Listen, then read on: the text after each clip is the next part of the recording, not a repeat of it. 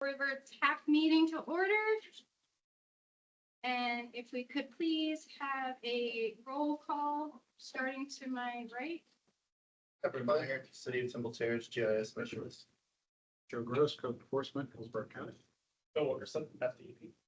Joel Brown, City of Tampa, Citizen Point. Amber Smith, Government Affairs with Megan Blanchard, Tampa Bay Regional Planning Council, sitting in for Alana Todd. Heather Maggio with the City of Tampa staff. Sean College, Planning Commission staff, River Board staff. Diego Guerra, River Board staff. Erica Larson, Planning Commission staff. Will Rushing, Hillsborough County citizen. Jackie Julian, Port Tampa Bay Environmental. All right, if we could all stand and do the Pledge of Allegiance. Pledge allegiance to the flag. United States of America, to the republic for which it stands, one nation, under God, indivisible, with liberty and justice for all. Thank you. And do we have any general public comment? Oh, I don't ask if anybody was online. I apologize. I don't see anyone online. No public comment then? Hearing none.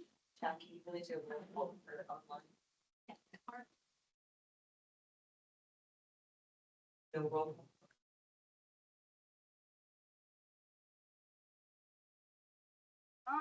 Next on our agenda is approval of the previous meeting summary from June 17th. Do we have any motions for approval?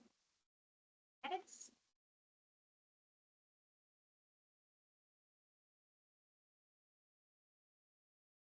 Motion to approve. Thank you, Joel. Second. Thank you. We have a seconded motion to approve the previous minutes. All right, next is for our presentations. We're going to have a presentation for fingerprinting the source of nitrogen pollution in Tampa Bay.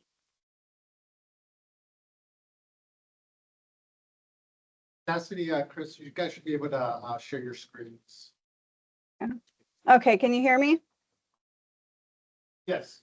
Okay, perfect. Sorry, they're cutting the palm tree fronds outside my office right now, which is inconvenient, but hopefully you guys can't hear it in the background.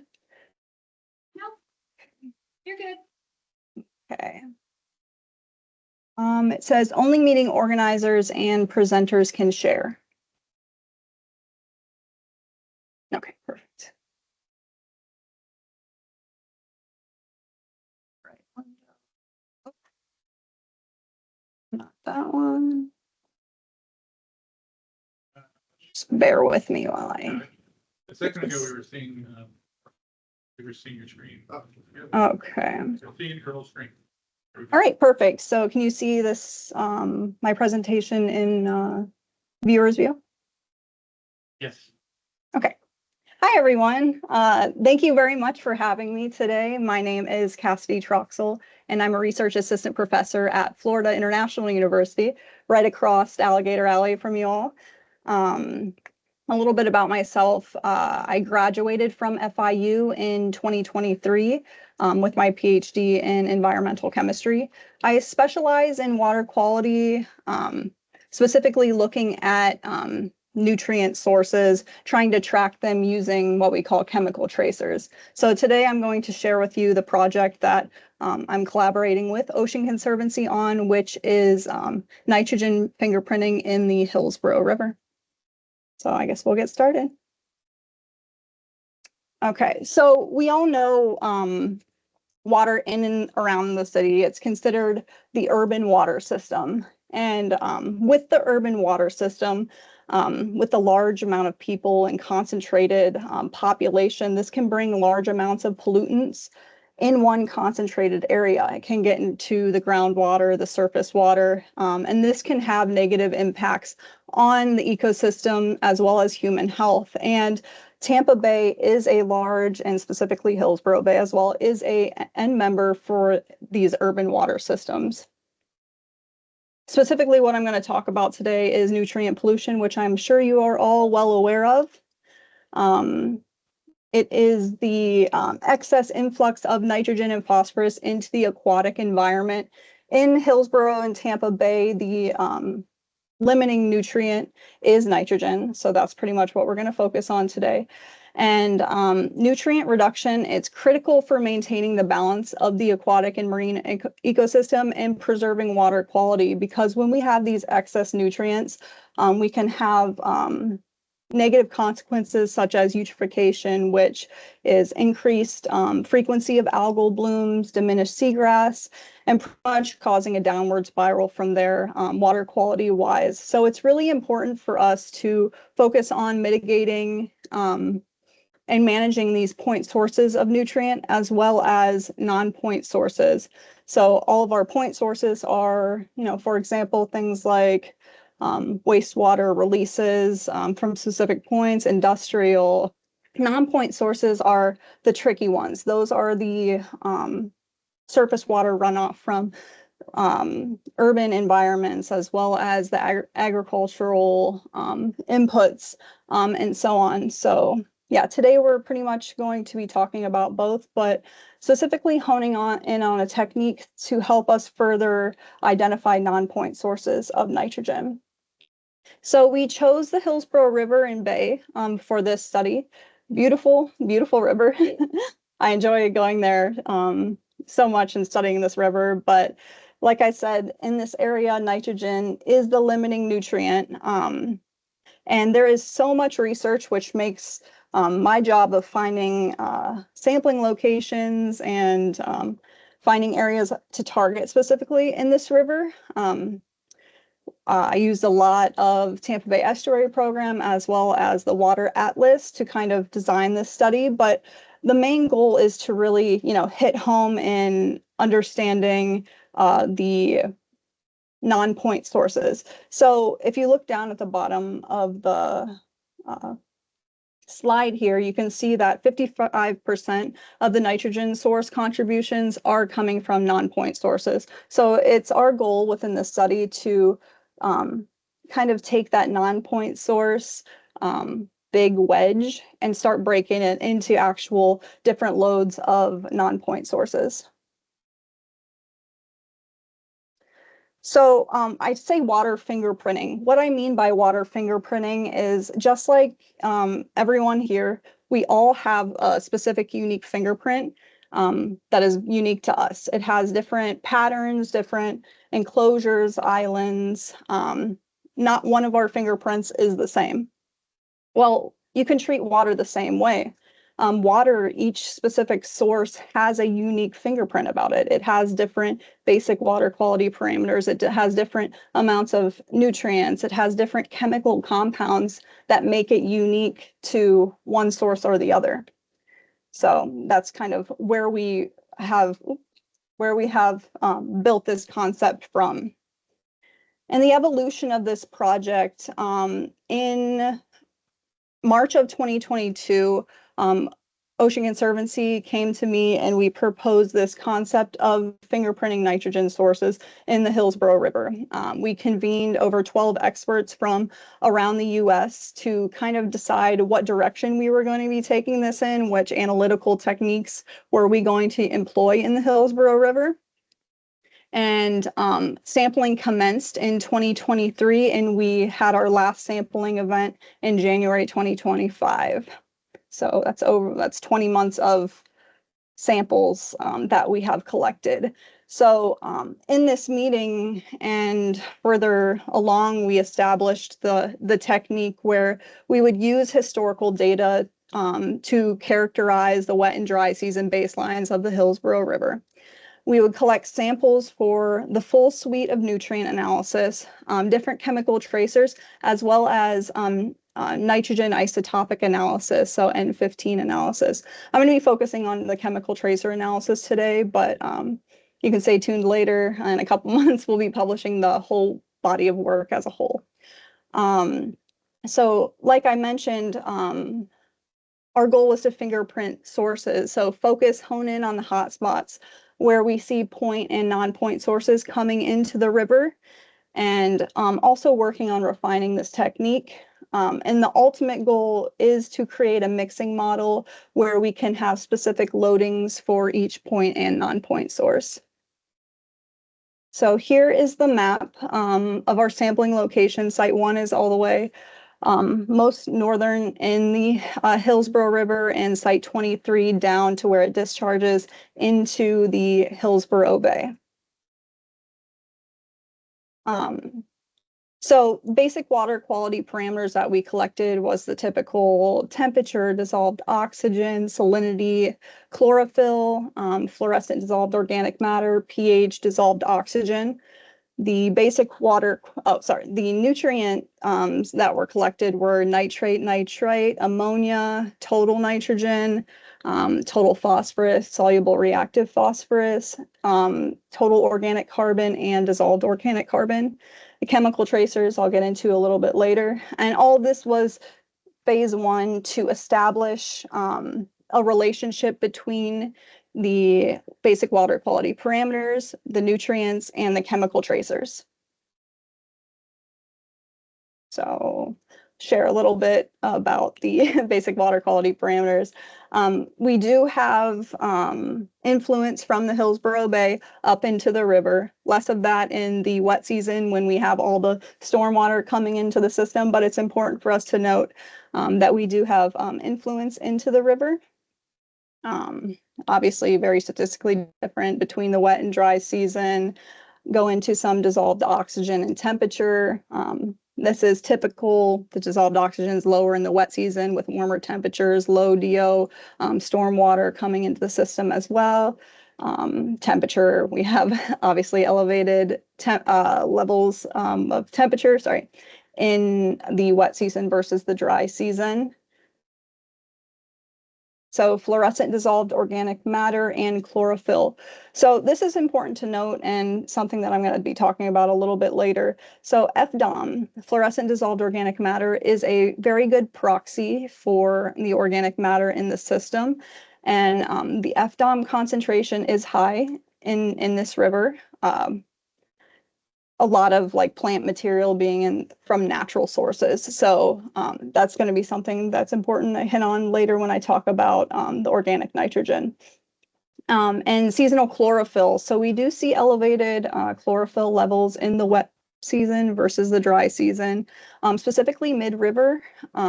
This is an indication that we have some nutrients being inputted from that stormwater runoff and some exacerbated sources in the wet season, causing some of this algal growth. Okay, and I will go into what we've been waiting for is the nutrient analysis. So comparing the water atlas data with ours, we're pretty much in the same ballpark in terms of ranges of total nitrogen. The numeric nitrogen criteria is 1.01 for the Hillsborough Bay.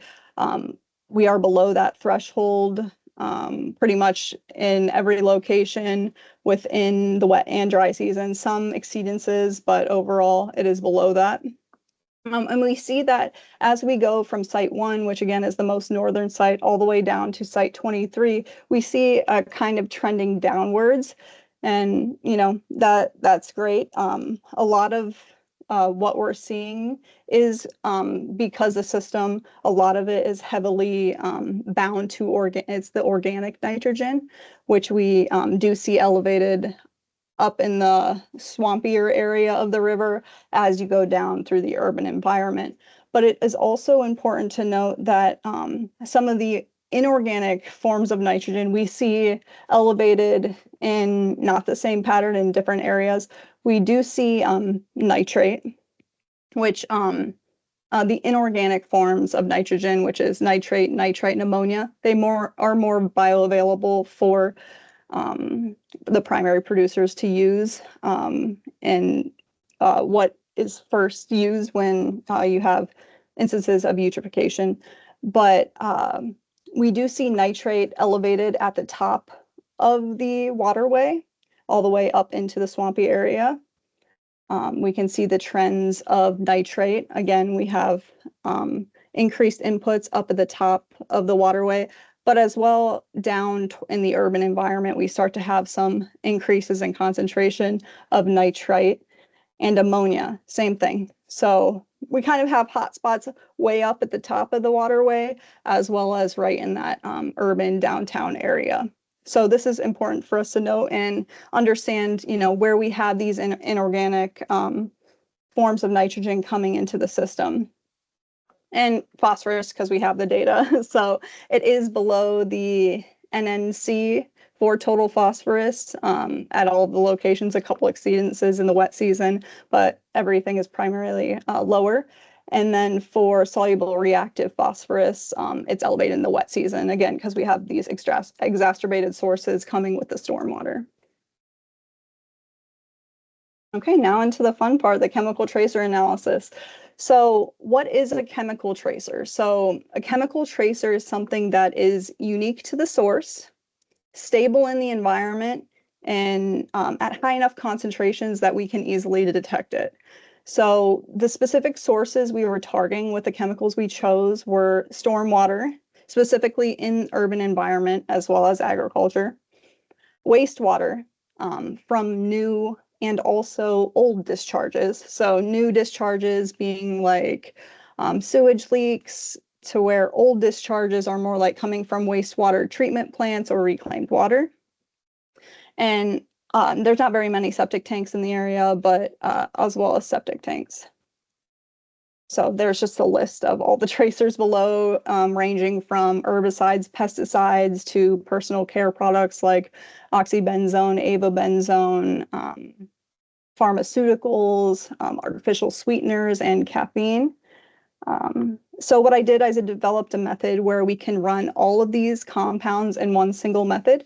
So as we take a sample for nutrients, we take a sample for chemical tracers, take that back to the lab, and we get to see over 20 organic chemical tracers in one analysis.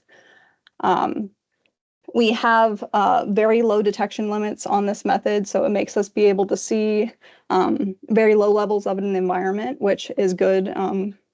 So that way we can see the movement of these tracers as they're being diluted by that influence of the Hillsborough Bay. So that's good. And the chemical tracers that we found pretty useful, or that we detected in the Hillsborough River, range from 6 ppdq. So 6 ppdq is specifically from tire. 6 ppd is the actual compound added to tires. 6 ppdq is a transformation product. So that's a good indicator of stormwater. We have atrazine and atrazine desisopropyl, which are herbicides used in various agricultural purposes. We have caffeine, carbamazepine. Caffeine, we probably all had it this morning. Carbamazepine is a pharmaceutical. Diphenhydramine is also a pharmaceutical, and sucralose, which is an artificial sweetener. As good wastewater tracers, D and promatone, those compounds are also good indicators of urban stormwater. And then we have some interesting ones, triphenyl phosphates and irrigrol, which I'll touch about later. Oh, and I wanted to note that just because we didn't detect them in the Hillsborough River, the other ones, that doesn't mean that they're not good tracers. That's just because we might not have those sources in the Hillsborough River, but they might be useful for other areas. So here we are. Let's look at some urban stormwater runoff. So I just talked about that 6 ppdq, which comes from tires. We do see concentrations of it down into the urban environment in downtown. So we do have some evidence of stormwater runoff in that area.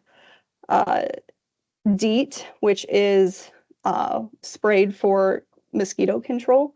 We do see elevated concentrations in the downtown area, as well as promatone, which promatone is a widespread herbicide that does like broadleaf control. So on the sidewalks, it kills weeds and stuff like that. So for ag, which there's not that much in this area, but we did see some concentrations of atrazine and atrazine desisopropyl, some elevated in the wet season.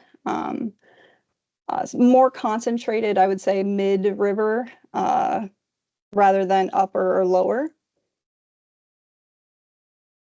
And then legacy wastewater. So legacy wastewater, like wastewater treatment plant water or reclaimed water, we can use things like sucralose and carbamazepine. So carbamazepine is a pharmaceutical. It has a half-life about 3.5 years in the environment, where sucralose stays forever. It's an artificial sweetener that is used in a lot of consumer products and is not removed by wastewater treatment plant or reclaimed water. And we see the concentrations of both of these compounds are elevated upriver, where there is a wastewater treatment plant up in that area, as well as you go down the river downstream, there is a wastewater treatment plant that discharges into the Hillsborough Bay. So we see higher concentrations of it there. So we do have some legacy wastewater influence upstream as well as very downstream. And then we can use things like caffeine and diphenhydramine. Caffeine has a very short half-life in the environment, means it degrades very quickly. So this is a great indication of new wastewater influence on an area of the river. And we see in the wet season for both of these compounds, we have elevated levels pretty much in the mid city area, as well as Site 8 located more north in the river. But this does show some evidence of some newer wastewater influence on the river. And caffeine and diphenhydramine have proved to have been pretty good tracers for that. And then other tracers. So we have irrigal, which comes from boats. It's an anti-foulant used in boat paint. It's not really a tracer of nitrogen, but it's interesting that you can see that in the wet season, we have higher concentrations of irrigal. More boating, we have more tourism, summer months. But yeah, it's interesting that we see it lower in the Hillsborough Bay and that section of the river right there. And then flame retardants. So these are things that I proposed as a stormwater tracer. I'm interested, as we go into phase 2 of this project, what's their concentrations at specific sources like wastewater or stormwater. But we do see concentrations elevating as we go into the urban environment of these phosphate flame retardants. They're used in a lot of things, pretty much so things like don't catch on fire, like they're sprayed on furnitures and airport strips, just so, you know, things don't catch on fire, but yeah. And then we can correlate all these chemical tracers with the nitrogen species to help understand if they have a relationship. In the dry season, we did see weaker correlations with which this may indicate more localized contamination rather than widespread transport in terms of nutrients as well as chemical tracers. In the wet season, we did see stronger and more widespread correlations between the organic contaminants and the nitrogen species. This is likely due to higher runoff, increased stormwater contributions, and more wastewater influence. Stormwater related tracers like 6-PPD, 6-PPDQ, DEET, promatone, they show higher correlations with the nitrogen species in the wet season, reinforcing their roles as pretty good stormwater driven pollution. And just how we can use these to kind of hone in for the next phase of our project. So for example, we can take what we proposed as good wastewater tracers and put them into what's a principal component analysis. So pretty much what all of this does is group the sites based on similarities between their nitrogen species and their organic contaminant concentrations. So you see in the top left, we have new wastewater discharge. In the top right, we have legacy wastewater influence, sorry, not discharge, wastewater influence. And you can see that some of the new wastewater impacted areas are more like site 17, 20, 16. So that downtown area, to where legacy wastewater tracers like sucralose were elevated. And this shows like a legacy influence from more like reclaimed water or wastewater treatment plant discharges into these areas. So this is just an example of how you can use it and how we can focus. Then we can go into these areas and kind of expand our sampling regime to understand these sources and their influence on these parts of the waterway more. So the preliminary conclusions that we have from this first phase of the project is that we identified nitrogen hotspots in the area. We developed a chemical tracer method that has a wide range of chemical tracers to identify the movement of these tracers within the system. We found some that were effective for this waterway and some that weren't as effective. There was correlations between the chemical tracers and the nitrogen species. The total nitrogen concentrations were below the nutrient numeric criteria for nitrogen and phosphorus. Some sites exceeded that threshold in the wet season. And then we did see influence of stormwater lower in the waterway downtown, as well as different wastewater sources throughout the river as well.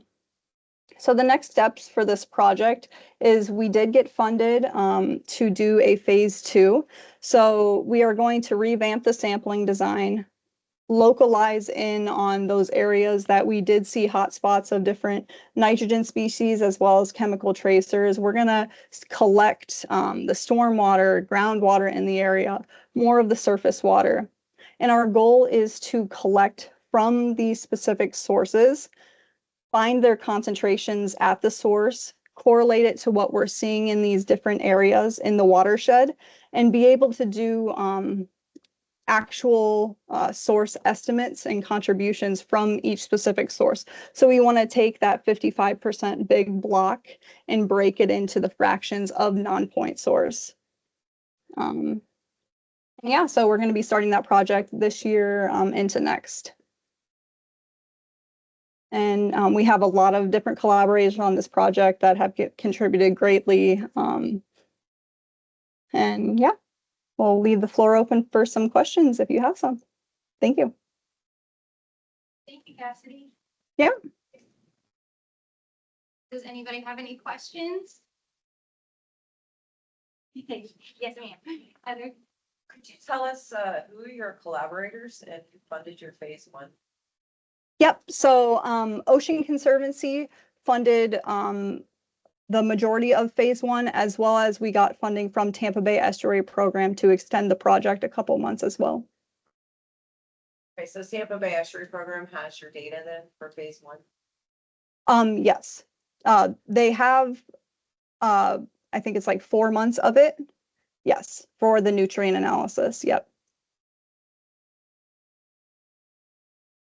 I have a question. So was the objective to find the positive correlation with the non-nitrogen contaminants to try to divine where that nitrogen was coming from, as opposed to looking directly at the nitrogen itself for the characteristics of identify where it came from?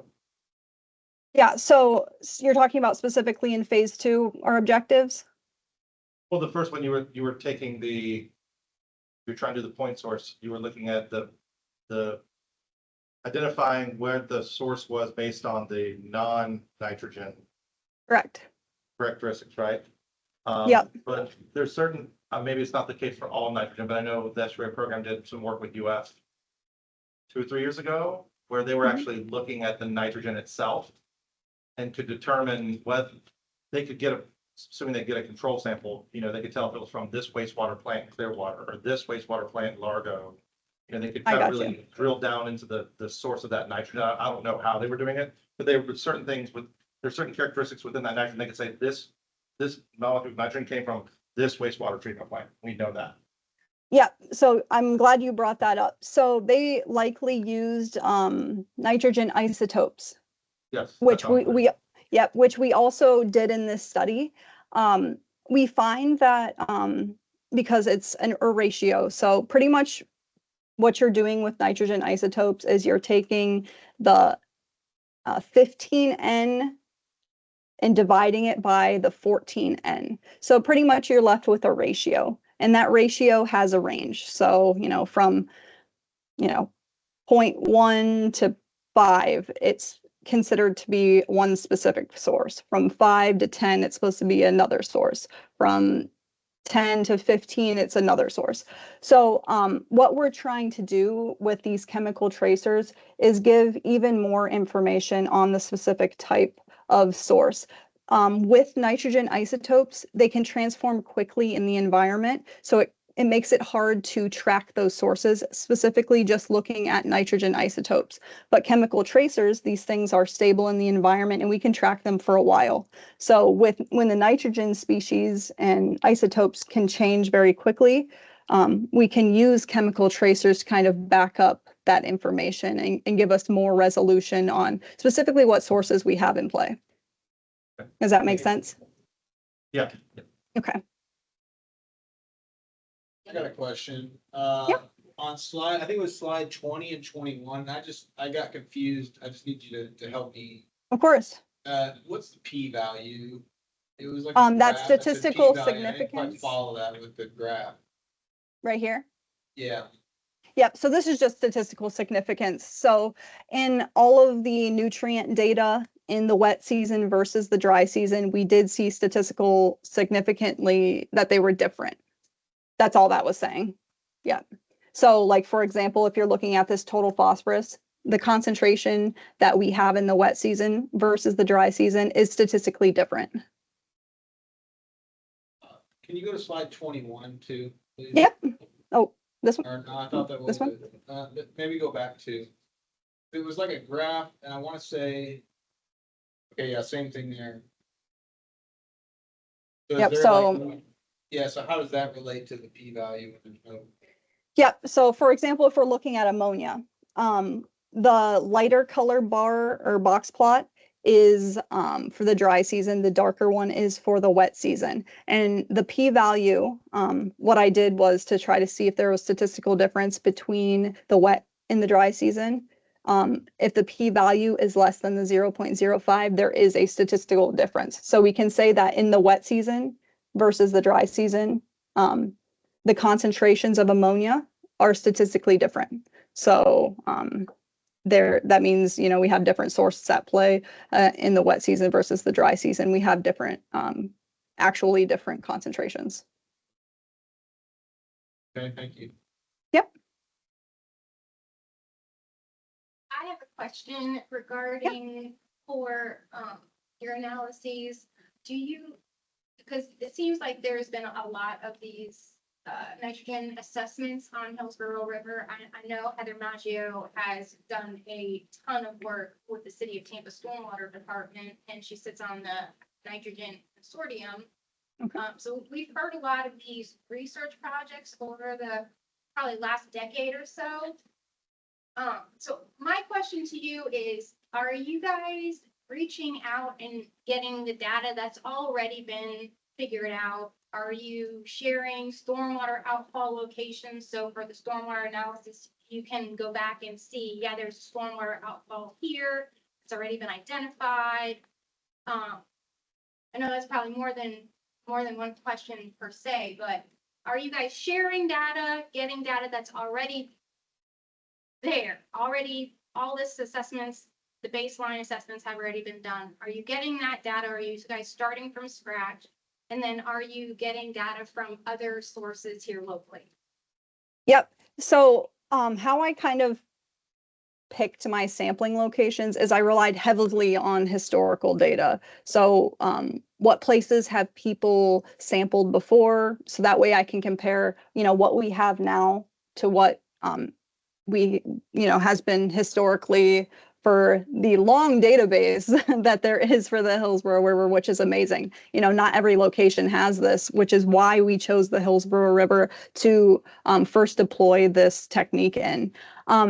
The reason why we have to redo like the nutrients, we, you know, monitor water quality parameters is because we want to take all samples like simultaneously. So that way we can see if there's like correlations among parameters and stuff like that. But there's not to say that we can't, you know, once we have good ranges within all these values, apply it to historical data and make bigger assumptions.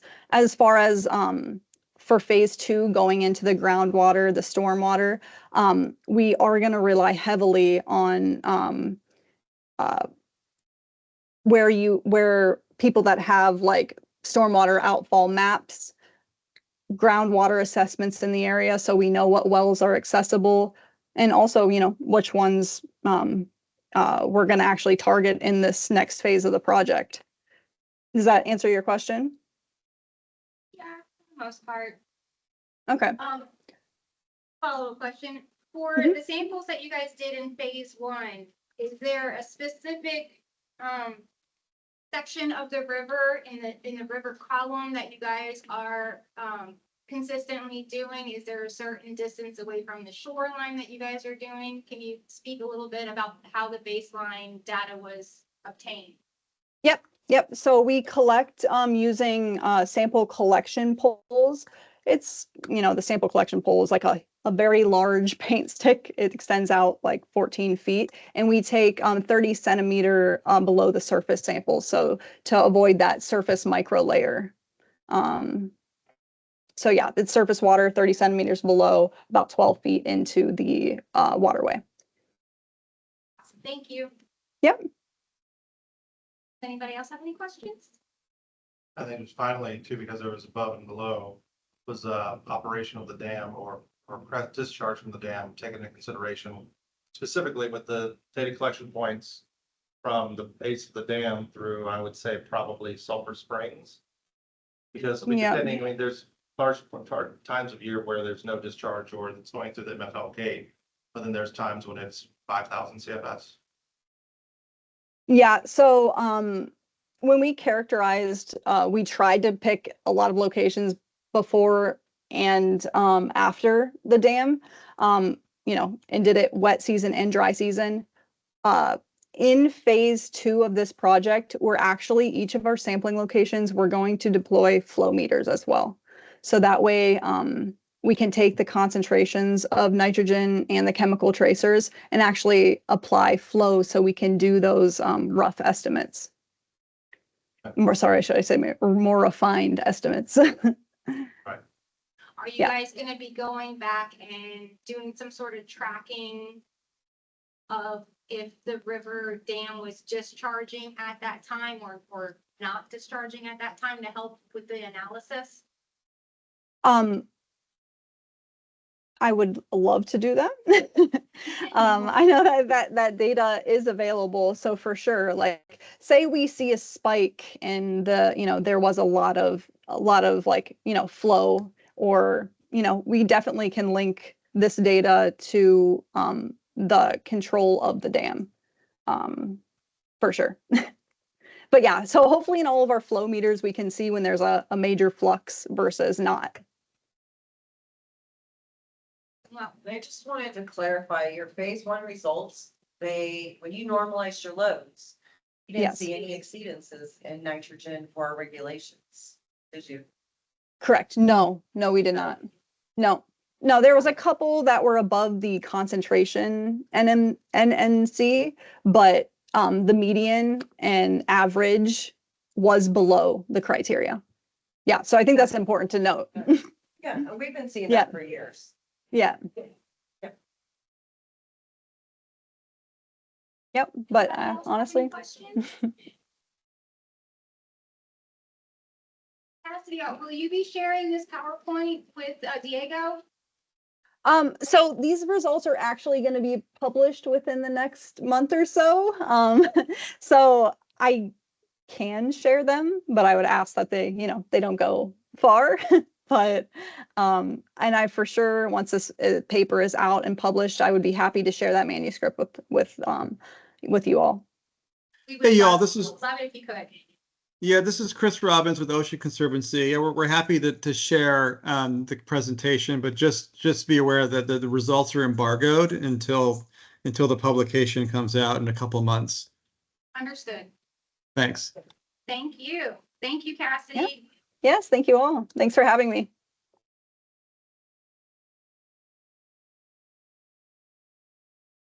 All right. Cassie, you guys can log out if you want. You don't have to stay for the rest of the meeting. Thank you for the presentation. Thank you very much.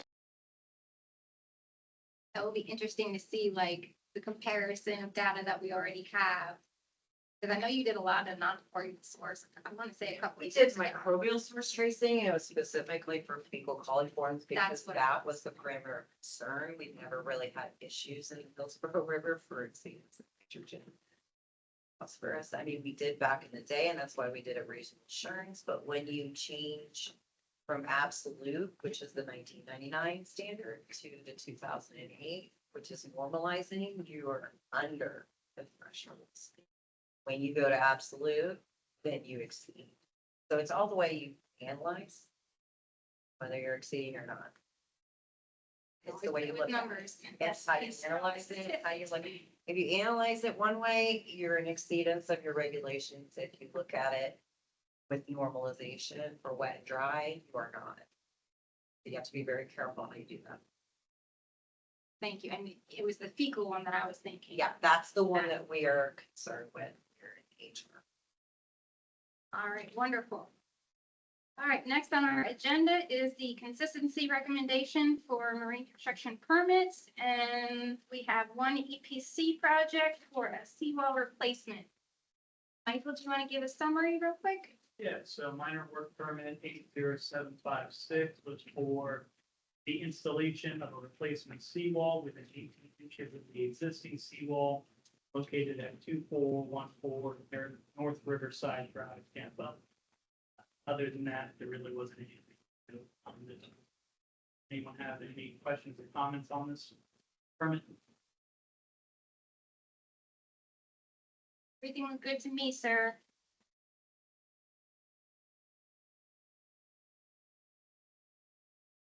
We need somebody to make a motion for either consistency or non-consistency.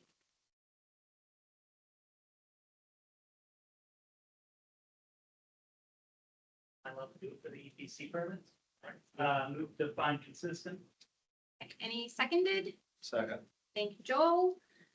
We find that minor work permit 8756 is consistent. And then, is there any other business?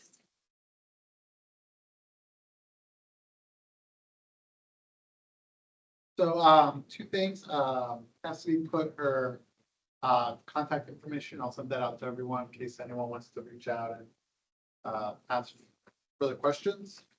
Just a reminder that the, award ceremony, the Hillsborough Planning and Design Awards, it will be October 23rd. And at that point, the River Stewardship Award will be presented to the nominee, who will be voted on the 26th of this month by the River Board in this room at 10:30 a.m. Should anyone want to attend? That's all. I'm just gonna add, perfect, but just the 26th is a special meeting because we didn't have quorum at the last meeting. And we're not gonna do a presentation or anything, so it's gonna be like a 15-minute meeting. So they're just gonna come in and take action on the River Stewardship Award, their minutes and the court permits we've sent them before. Again, you guys are welcome to come, but just know it's gonna be like 5 minutes for them to take action and there's no need for you to present or anything like that. All right, there is any other business? So we had a constituent reach out to us. I know they attended yesterday's Temple Terrace River Watch Task Force But they were a little concerned about the levels of the middle river being low. in Comparison with the amount of rainfall and things we've had. I know from my tenure in Temple Terrace that sometimes that coordination took place between the dam and the city and kind of find out what was happening. Sometimes there would be discharges made in anticipation of incoming tropical storms and things like that. But I said I would raise it at this meeting.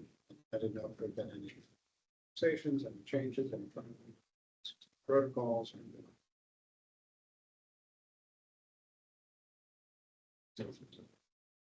Yeah, I mean, Tampa operates the dam, The dam under the direction of the district. and, Under normal conditions. right, and the district, operates the bypass canal Bypass. connection there. Right, yeah. So. a little above that, but that's been open since the Yeah. hurricane. It's not a water conservation structure, it's flood structure.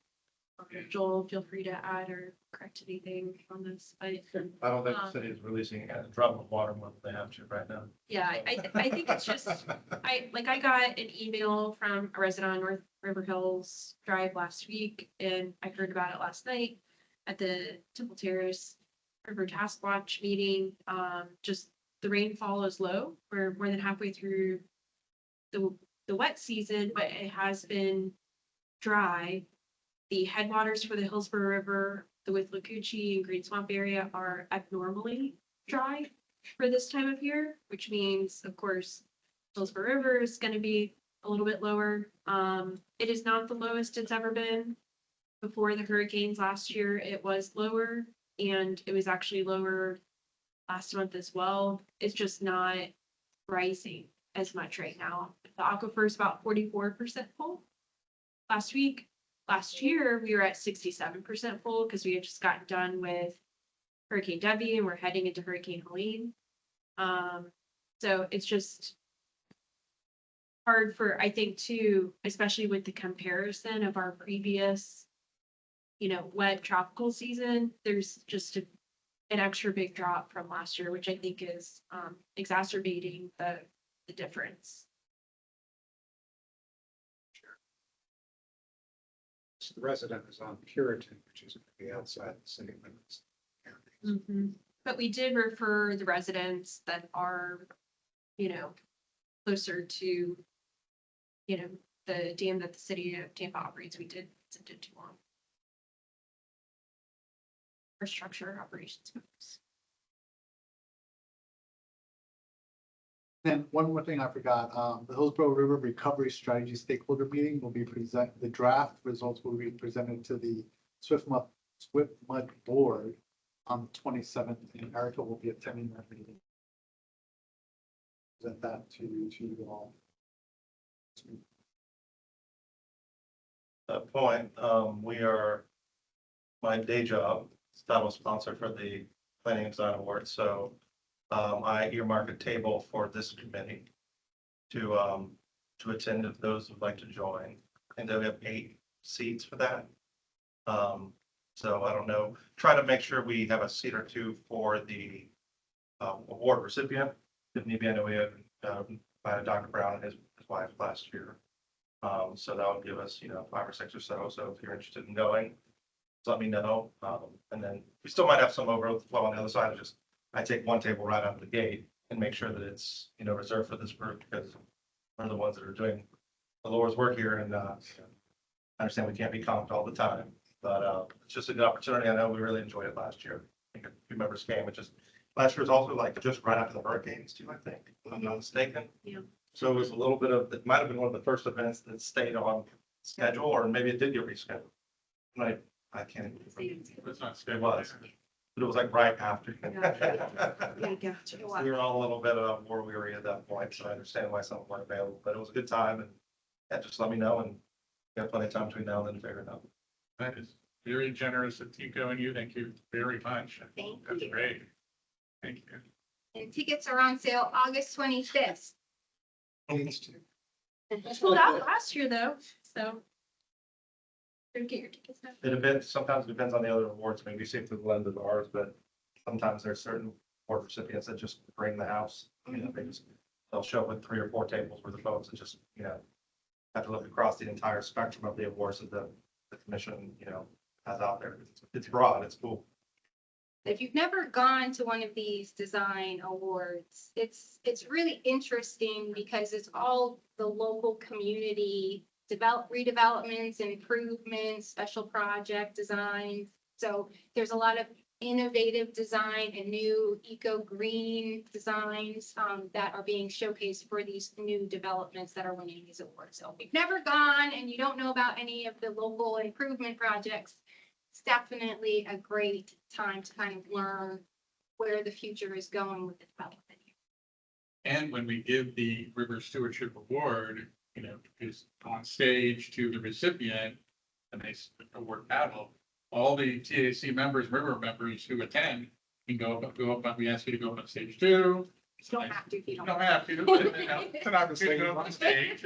You're working volunteer members, we appreciate it. Take a picture with the award recipient that you had handed, given the award to. And who is our mission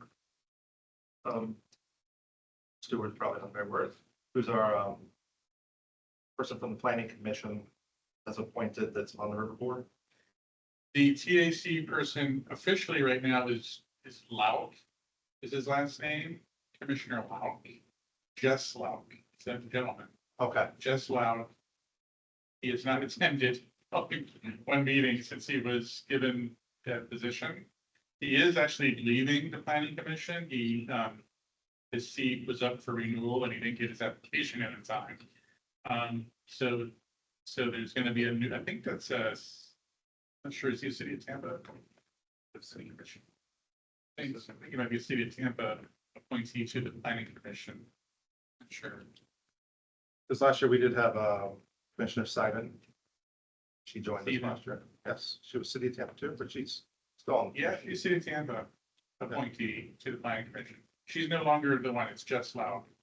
But I think, like I said, he's gonna be replaced soon. I think that's in November. It'll be just after the award ceremony. That they'll The assign city, a his term new, expires September 30th. who does? Just Loud, Oh, yeah, he's Hillsborough County appointee. East Hillsborough County, so September. September 30th is when it expires at least. It's not necessarily when they. replace Yeah, them. my understanding, I thought is that they assign committee memberships in November. If I remember correctly. For the commission, so we would eventually get a new replacement to the TAC from the planning commission, potentially in November. And I have my eye on someone, a new member of the planning commission who is a citizen representative. He's a citizen retired, very environmentally oriented, and I think would make an effort to attend. Sure. More often. And we are still looking for a Temple Terrace citizen rep. We have Joel from Tampa, Mr. Rushing from county, but we don't have a citizen rep from Temple Terrace. Put that on the radar. So, yeah, we gotta do everything we can to try to get a citizen who lives in Temple Terrace and Temple Terrace who can come this meeting and represent. You know, you're the staff, Yeah. you know, ex officio. Generally, they were sourced out of the Joe, task is force. something you see regularly at the. Was that? Generally, they were sourced out of their They task. could be, force. yeah, if they're citizen, yeah, Still would go to both. they could. They could go to both, yeah, that would be great. I mean, it's good to have that coordination and know what's going on in both bodies, or both, you know, doing great work for the river. Yeah.